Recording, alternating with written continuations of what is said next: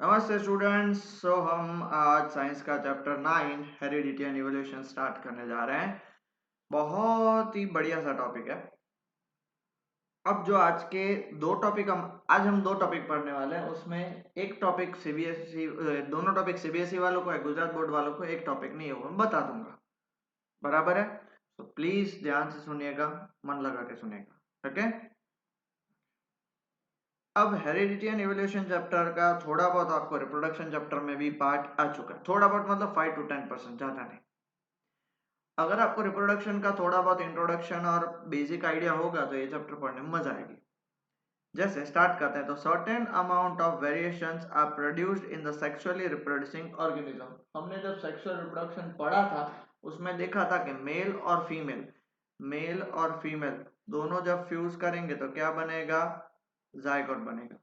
अब ये जो जायगोट होता है उसमें से 20 ह्यूमंस की बात करते हैं तो 23 क्रोमोसोम्स मेल से आते हैं और 23 क्रोमोसोम्स किधर से आते हैं? फीमेल से।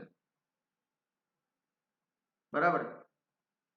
अब जब ये फ्यूज होंगे, फ्यूज होने के बाद ये जायगोट बनेगा। जायगोट क्या करेगा? रेप्लिकेट मतलब फटाफट फटाफट फटाफट फटाफट डिवाइड होके एक क्या बनेगा? ऑफस्प्रिंग बनेगा। ऑफस्प्रिंग। अब ये जो ऑफस्प्रिंग बनेगा वो जायगोट का रेप्लिकेट, मतलब जायगोट का क्या होगा? जायगोट जो है वो एक सेल है, उसी को वो कॉपी करेगा। रेप्लिकेट मतलब कॉपी। अब वो कॉपी होती है, वो 100% परफेक्ट नहीं होती है। याद आया? सामने कुछ पढ़ा था। इसीलिए जो वो रेप्लिकेट होता रहता है, उसके कारण उसमें वेरिएशंस आते हैं। बराबर है। This helps them to survive in the prevailing environmental condition. और ये जो वेरिएशंस हैं उसके कारण वो अपने आप को एनवायरमेंट में कोई भी ऑर्गेनिज्म, ये तो मैंने ह्यूमंस का एग्जांपल लिया, ऐसे सारे सेक्सुअली रिप्रोड्यूसिंग ऑर्गेनिज्म से वो ऐसे ही काम करते हैं। और ये जो वेरिएशन आया वो उन्हें हेल्प करता है कि कोई भी चेंजिंग एनवायरमेंट में एडजस्ट होने के। Okay. Passing on this variations from one generation to other is called heredity. अब देखो, ये मान लो ये जायगोट से ऑफस्प्रिंग बना। अब ये ऑफस्प्रिंग आएगा, वो उसका वापस बड़ा होगा, बड़े होने के बाद वो वापस रिप्रोड्यूस करेगा तो उसका भी एक ऑफस्प्रिंग आएगा, तो उसमें भी वेरिएशंस क्या होंगे? आगे पास ऑन होते जाएंगे। बराबर है। अब जैसे सिंपल सी बात करते हैं, यहाँ पे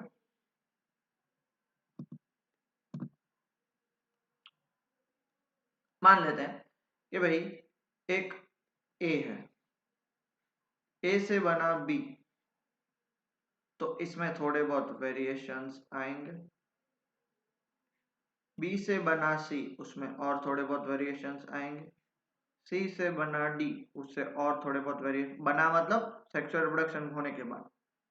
अब मुझे एक चीज बताओ, अब ए से बी बना, बी से सी बना, तो बी और सी में जितना वेरिएशन है उसके कंपैरिजन में ए और सी में वेरिएशन क्या होगा?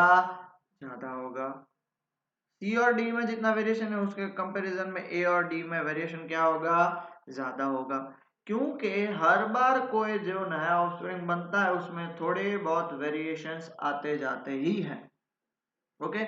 इसलिए फिर क्या लिखा है देखो, द लॉन्ग टर्म अक्यूमुलेशन, वो वेरिएशन वो अक्यूमुलेट करता है। Accumulation of variation leads to evolving of a new species.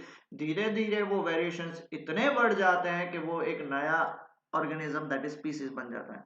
और इसी को हम क्या बोलते हैं? This is called evolution, which is a complex process and occurs over a long interval of time. फिर डी से और कोई बनेगा, उसके बाद और कोई, उसके बाद और कोई ऐसे बनता ही जाएगा और वेरिएशंस धीरे धीरे धीरे इतने इकट्ठे हो जाएंगे। आप बोलोगे सर कैसा? 1000 साल, 2000, 10,000? नहीं, it may sometimes take millions of years. जैसे आपको पता है कि होमोसेपियंस, कहा जाता है कि humans are homo sapiens have evolved from, कहां से आए? एप्स से हैं। तो आपको क्या लगता है सडनली एक बार एप में वेरिएशन हुआ और होमोसेपियंस बन गया? ना जी ना, बिल्कुल नहीं। इसमें ऐसा है कि भाई एप्स जो हैं, एप्स का वेरिएशन कंटिन्यूसली होता गया, उसमें वो किस में कन्वर्ट हो गया? होमोसेपियंस में। एक टाइम आया कि भाई वो पूरे एप्स किस में कन्वर्ट हो गए? होमोसेपियंस। आगे समझ में बेटा? पक्का? Please pause the video and note this points. Okay. Now comes heredity. अब हेरिडिटी क्या है?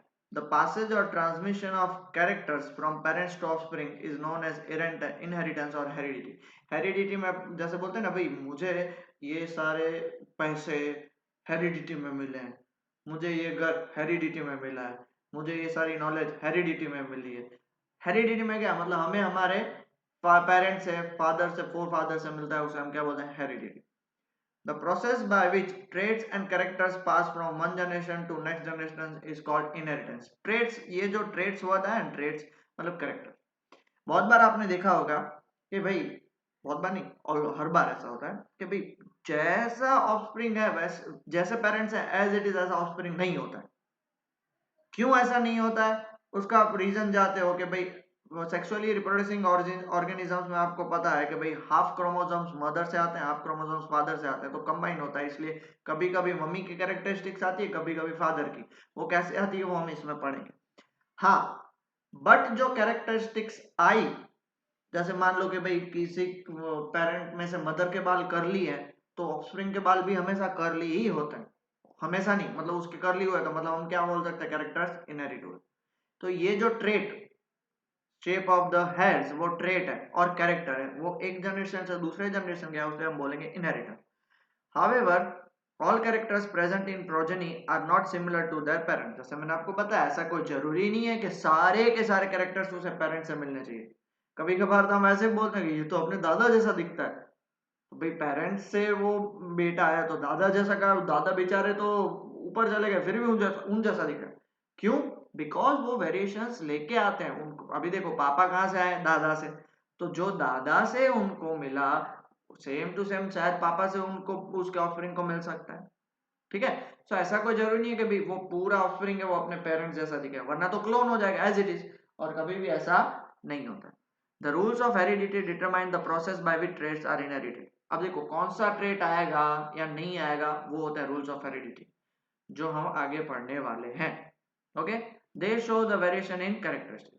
Thus, variations are the difference in the characters traits among the individual of a species. Variation क्या होता है, हम सारे ह्यूमंस हैं, फिर भी हम ये एक जैसे नहीं दिखते हैं। क्यों? बिकॉज हम में थोड़े थोड़े थोड़े थोड़े थोड़े थोड़े थोड़े थोड़े थोड़े वेरिएशंस होते ही हैं। Okay, this inheritance of characters में टेक्स प्लेस ड्यूरिंग सेक्सुअल और असेक्सुअल रिप्रोडक्शन। और ये जो इनहेरिटेंस ऑफ कैरेक्टर्स हैं, वो सेक्सुअल रिप्रोडक्शन में भी होता है as well as asexual reproduction में भी होता है। आप लोग सर असेक्सुअल रिप्रोडक्शन में तो सिर्फ एक ही पेरेंट होता है। हाँ, बट आपको अगर ये थियरी पता हो तो हम छोटे सिंगल सेल से मल्टी सेलुलर ऑर्गेनिज्म बने, और मल्टी सेल से आपको पता है हम क्या बने, ह्यूमंस बने। याद है ऐसा कुछ? तो फिर हम सिंगल सेल से मल्टी सेल बने, मल्टी सेल से ह्यूमन बने, तो सिंगल सेल से मल्टी सेल कैसे बने? तो उनमें भी कुछ वेरिएशन आया होगा तो ही ना, वरना कैसे बन पाते? तो यही चीज आपको समझनी है कि भाई सिंगल सेल से मल्टी सेल बने और मल्टी सेल से ह्यूमंस बने, तो उसमें वेरिएशंस होते ही है, वो चाहे फिर सेक्सुअल रिप्रोडक्शन हो या असेक्सुअल रिप्रोडक्शन हो। क्लियर हुआ? पक्का? चलो pause the video, note it down जल्दी से। Okay, accumulation of variation during reproduction, ये गुजरात बोर्ड को ये पार्ट नहीं है, बट मेरी आपसे रिक्वेस्ट है एक बार नॉलेज के लिए देख लेना ताकि आपको काम आ जाए। Okay, accumulation of variation, accumulation of variation मतलब हमने आगे पढ़ा, inheritance from the previous generation provides both a common body design and a subtle change in it। अब ये बात आप मानते हो कि जैसे मैं मेरी बात करता हूँ, मैं मेरे पेरेंट्स से आया, तो मेरे पेरेंट्स के भी दो हाथ है, मेरे भी दो हाथ है, मेरे पेरेंट्स के दो पैर है, मेरे भी दो पैर है, दो आंखें, मेरी भी दो आंखें, दो कान, मेरे भी दो कान, नाक है उनको, मुझको नहीं है नाक, जस्ट किडिंग, मेरे भी नाक। सो कॉमन बॉडी डिजाइन तो सब में सेम होता है, जैसे मेरा ऑफस्प्रिंग है उसके भी सब कॉमन डिजाइन वही है, जैसे दो हाथ, दो पैर, दो नाक नहीं, एक ही नाक, दो कान, दो आंखें। बट सबली चेंज मतलब थोड़ा बहुत चेंज होता है, बराबर है। थोड़ा बहुत चेंज क्या होता है कि भाई शायद आईज का कलर चेंज हो गया, ईयर लॉब्स चेंज हो गए, नोज का शेप चेंज हो गया, लिप्स चेंज हो गई, फेस कट चेंज हो गया, थोड़ा बहुत चेंज, मतलब इतना भी नहीं, थोड़ा बहुत फॉर द नेक्स्ट जनरेशन। इसलिए तो वो ऑफस्प्रिंग अपने पेरेंट्स जैसा नहीं दिखता।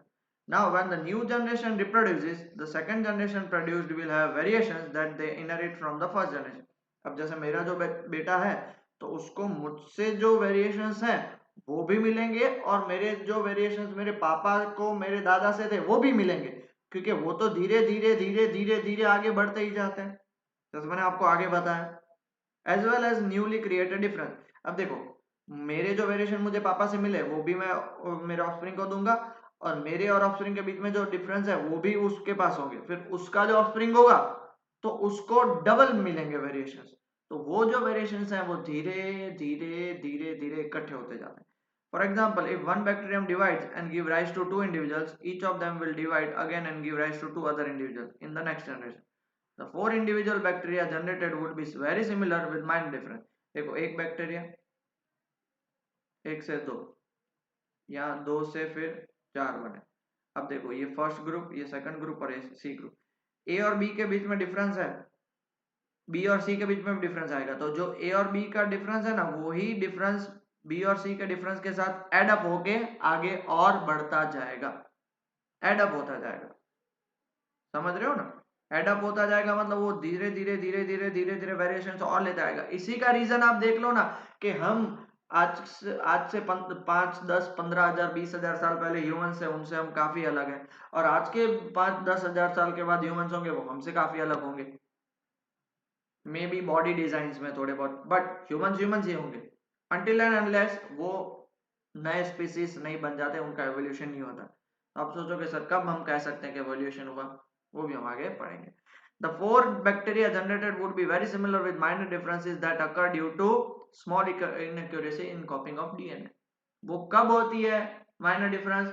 तो जब डीएनए कॉपी होता है, क्योंकि एक सेल मल्टी सेल में, एक सेल बहुत सारे सेल्स में बनता है, तो वो बहुत सारे सेल क्या होते हैं, कॉपी होते हैं।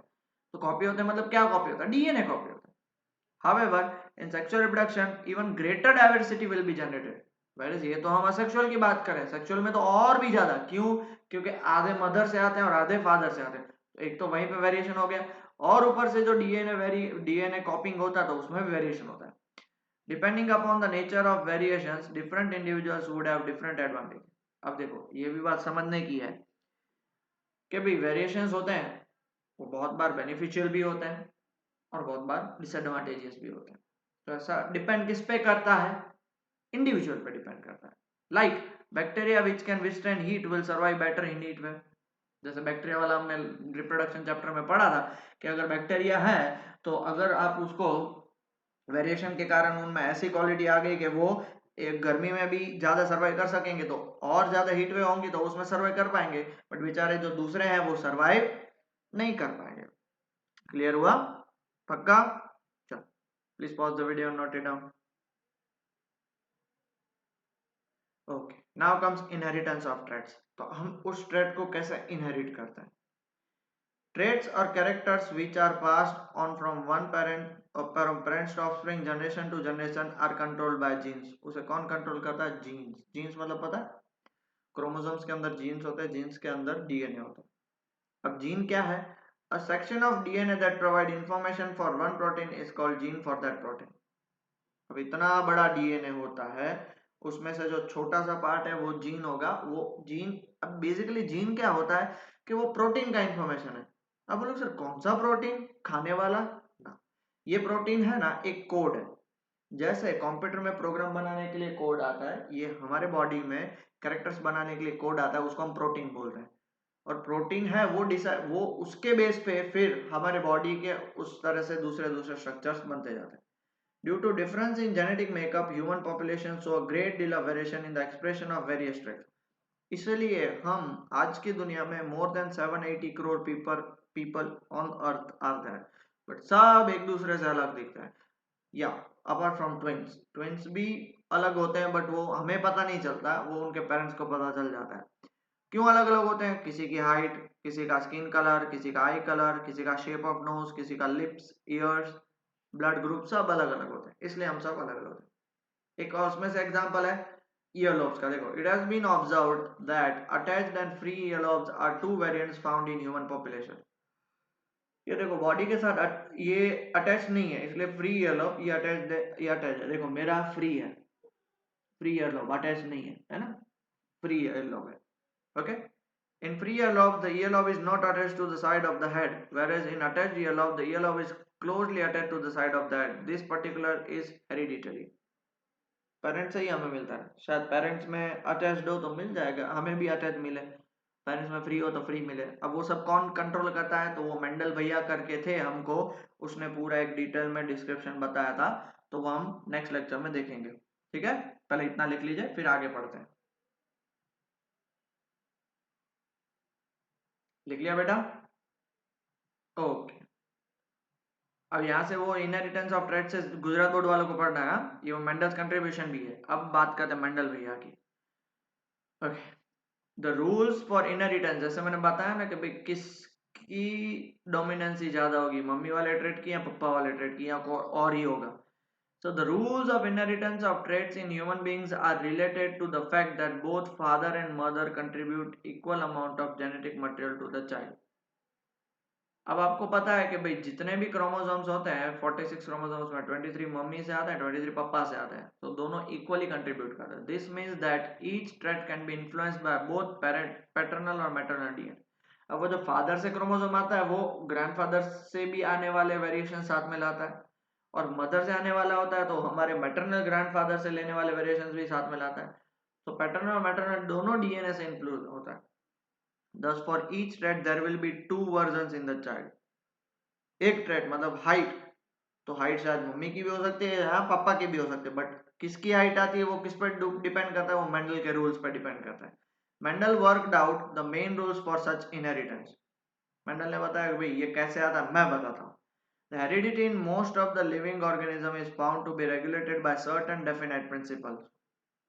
ऑलमोस्ट लिविंग ऑर्गेनिज्म में एक प्रिंसिपल होता है, उससे ही पता चलता है कि भाई इसमें इसकी कैरेक्टरिस्टिक्स आने वाली है, इसमें इसकी कैरेक्टरिस्टिक्स।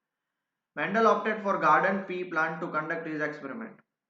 गार्डन पी नाम याद रखना, ये पाइजम सेटिवम बहुत ही इंपॉर्टेंट है, ये प्लांट पे उसने अपना एक्सपेरिमेंट किया।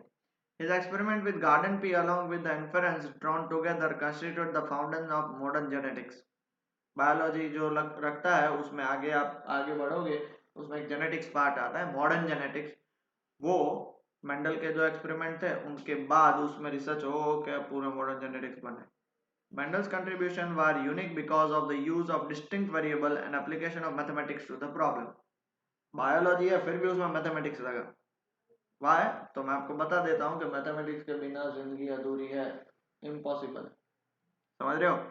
So he kept the record of each generation separately and studied the inheritance of only one pair of characters at time. एक कैरेक्टर को पढ़ते पढ़ते पढ़ते फिर उसने सारे रूल्स उस हिसाब से बनाते गए।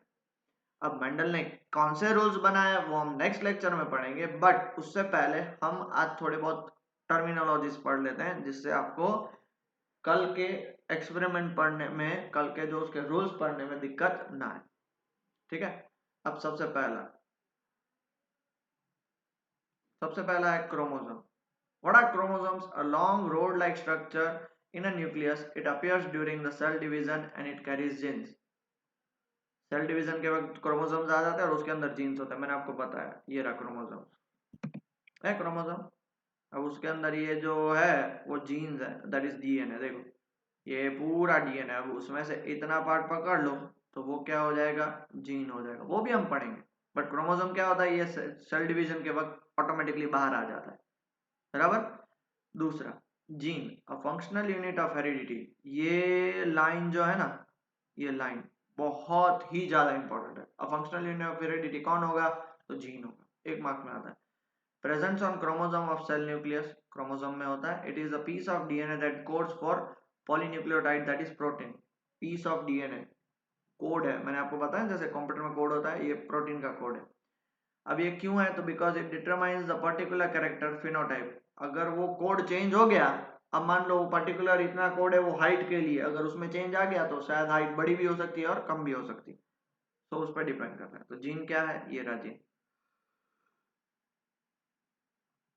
तो अगर इतना बड़ा क्रोमोसोम है तो उसमें से इतना जो पूरा ये कोड है ना, ये एटीसीजी होता है। देखो एटीसीजी हमने इसमें देखा, ये एटीसीजी एटीसीजी एटीसीजी वो अलग अलग टाइप्स के होता है।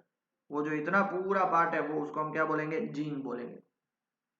ठीक है, फिर आते हैं characters. What is characters? The feature और characteristics of an individual like height, colour, shape etcetera. बराबर, हमारे अंदर जो अलग अलग कैरेक्टरिस्टिक दिखती है वो trait. An inherited character, that is feature which is normally inherited and its detectable variant too. वो जो हम इनहेरिट करते हैं और वो इजीली आइडेंटिफाई कर सकते हैं कि भाई ये जो हाइट है उसको पापा से मिली है, ये आइस कलर है उसको मम्मी से मिला है। ये tall and dwarf are traits and characters, traits of a character. Character में जो देखो कैरेक्टर हाइट है, अब उसमें भी दो, टॉल और शॉर्ट, सॉरी टॉल और ड्वार्फ। तो टॉल और ड्वार्फ दोनों ट्रेट हुए और मेन कैरेक्टर क्या हुआ, उसका हाइट हुआ। समझ रहे हो पक्का? ये रहा देखो, ये ट्रेट्स हैं। Detach year lobe, attach year lobe, normal vision, simulated colour blind vision, बराबर। डिंपल पढ़ रहे हैं, डिंपल नहीं पढ़ रहे हैं, लेफ्ट हैंडेड, राइट हैंडेड, तो ये सारे क्या हैं, ट्रेट्स हैं। अब ईयर लॉब्स क्या होगी, कैरेक्टर हो गया। विजन क्या हो गया, कैरेक्टर हो गया। शेप ऑफ द डिंपल्स क्या हो गया, कैरेक्टर हो गया। राइटिंग क्या हो गया, कैरेक्टर हो गया। बस उसमें लेफ्ट हैंड और राइट हैंड वो ट्रेट हो गया। अटैच्ड और डिटैच ट्रेट हो गया। Colour blind, normal vision, colour blind trait हो गया। क्लियर हुआ पक्का? कुछ प्रॉब्लम? ओके बेटा, अब आगे बढ़ते हैं। नेक्स्ट है एल। ये बहुत बढ़िया सा चीज है। One of the different forms of a particular gene occupying the other same position on a chromosome. One of the different forms of a particular gene, एक ही जीन का जो दूसरा फॉर्म है, क्योंकि एक जीन से हमें वो उसकी कैरेक्टरिस्टिक्स मिली तो उसका दूसरा, जैसे मदर वाला कैरेक्टरिस्टिक आया तो फादर वाला तो उधर पड़ा ही रहेगा बेचारा, तो उसको हम क्या बोलेंगे, एलएल बोलेंगे, बराबर, एलएल बोलेंगे। क्या होता है एलएल? ये रहा, ऐसे एलएल होता है। अब देखो हेयर कलर रेड और ब्राउन दो होते हैं। अब रेड कलर उसके हेयर का आया तो ब्राउन उसका दूसरा एलएल है। Body weight, body height, tall और टॉल, तो टॉल आएगा। अब लिपोमा फॉर्मेशन वो एक टाइप की उसकी कैरेक्टरिस्टिक्स है, बट मैं आपको समझाना चाहता हूँ जो एलएल मतलब वो कैरेक्टरिस्टिक्स जो आई उसके कंपेरिजन में दूसरी पड़ी रहती है उसको हम क्या बोलते हैं, एलएल बोलते हैं। ठीक है बेटा। Next is hybrid, an individual having two different alleles for the same trait. एक ही ट्रेट के दो अलग अलग उसके एलएल्स होते हैं। जैसे यहाँ पे देखो था ना, एलएल में क्या था, देखो हेयर कलर रेड और ब्राउन दो थे। जब दो अलग अलग होते हैं तो फिर कभी कभार ऐसा भी होता है कि मम्मी का हेयर कलर है ब्राउन, पापा का हेयर कलर है ब्लैक, और बेटे का हेयर कलर कुछ अलग ही निकलता है, लाइट ब्राउन निकल जाता है। तो वो क्या हो गया, हाइब्रिड जिसको बोलते हैं, बराबर है, हाइब्रिड। ओके, चल pause the video, note it down जल्दी से। Next dominant LL. अभी देखो एलएल दो होते हैं, जैसे देखो मम्मी का कलर हेयर कलर है ब्राउन, पापा का हेयर कलर है ब्लैक। अगर ऑफस्प्रिंग में मम्मी का हेयर कलर आया तो उसे हम क्या बोलेंगे, डोमिनेंट एलएल क्या है उसका, ब्राउन। तो डोमिनेंट ब्राउन है तो रिसेसिव पापा का हेयर कलर क्या होगा, black. An allele whose phenotype will be expressed even in the presence of another allele. Phenotype मतलब वो हम आगे आएगा तब हम पढ़ेंगे। एलएल मतलब जो नेक्स्ट ऑफस्प्रिंग में आता है वो डोमिनेंट एलएल हुआ, और जो नेक्स्ट ऑफस्प्रिंग में नहीं आता है वो रिसेसिव हुआ। डोमिनेंट एलएल को हमेशा कैपिटल टी से लिखा जाएगा, कैपिटल से लिखा जाएगा, और रिसेसिव को हमेशा स्मॉल से लिखा जाएगा। क्लियर हुआ? शायद उसका भी मैंने रखा, ये रहा देखो, देख रहे हो आप, ये एक बर्ड है जिसका कलर है वायलेट, ये एक बर्ड है जिसका कलर है पिंक, दोनों फ्यूज हो रहे हैं तो उनको एक और बर्ड आया, अब उसका कलर पिंक आया, तो इसका डोमिनेंट एलएल कौन सा हो जाएगा, पिंक कलर। तो ये जो आपका वायलेट कलर है वो क्या हो जाएगा, रिसेसिव एलएल हो जाएगा, और ये आपका क्या हो जाएगा, डोमिनेंट एलएल हो जाएगा। समझे बेटा? तो recessive LL, dominant. Next genotype, genetic composition of an individual. हम एज ए इंडिविजुअल हम जीन से बने हुए, तो वो जीन्स का दिखा ना कि भाई मेरा कैरेक्टर हाइट है तो उसका जीन दिखा ना, तो उसका जेनोटाइप हो गया। बट वो एक्सप्रेशन, जीन का एक्सप्रेशन वो होता है, वो जीन के कारण मेरी हाइट इतनी बड़ी तो वो मेरा क्या हो गया, फिनोटाइप। बराबर है? क्लियर हो गया? जैसे देखो मैं आपको बताता हूँ, शायद उसके लिए भी मैंने आपको यहाँ पे बताया गया है, या जेनोटाइप और phenotype. Genotype are the genetic makeup of an individual, मतलब वो ये देखो ये पूरा जीन्स जिससे बना हुआ है वो, अब इसके कारण वो उसका कलर जो दिखता है या उसका शेप दिखता है या उसमें कैरेक्टरिस्टिक्स एक्सप्रेस होती है उसको फेनोटाइप बोलते हैं। Are the set of observable characteristics of an individual resulting from interaction of its genotype with the environment. अब जीन्स जो है वो कैरेक्टर्स में रिजल्ट में होते हैं, उसको हम क्या बोलते हैं? फिनोटाइप। जेनोटाइप मतलब क्या? उसका जीन्स, उसका रिजल्टेंट जो है वो फेनोटाइप हो जाएगा। Okay, clear? Next is monohybrid cross और डायहाइब्रिड क्रॉस, ये हम कल पढ़ेंगे, टुमारो। सिर्फ लिख लेना ताकि आपको कल पढ़ने में इजी हो जाए। ओके, लिख लिया बेटा सब लोगों ने? Next, homozygous, a condition in which an individual possesses a pair of identical genes controlling a given character and will breed true for this character. Example, occurrence of two identical allele for tallness in P1 plant.